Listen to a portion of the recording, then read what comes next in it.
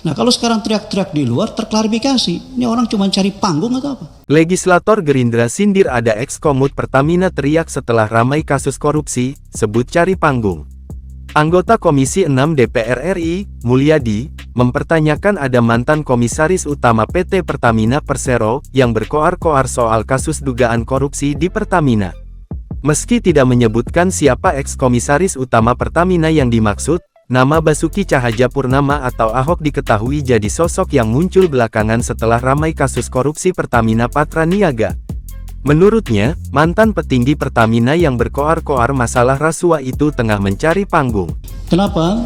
Karena saya kira kalau ada mantan komisaris teriak-teriak di luar, bahwa itu harusnya bisa dilaksanakan dari dulu, saya justru pertanyakan, mereka menikmati tidak itu fasilitas dan gaji sebagai komisaris? Nah, itu dia.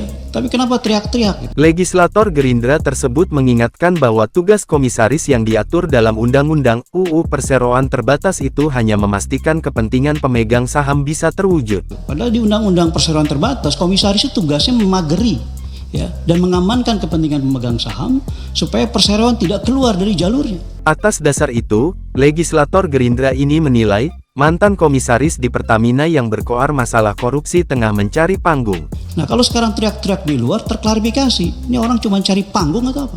Ya, tapi fasilitas dan gaji dan seterusnya dia terima. Sebelumnya, ex-komisaris utama PT Pertamina Persero, Basuki Cahayapurnama alias Ahok, siap membongkar kasus korupsi di Pertamina yang saat ini masih diselidiki Kejagung.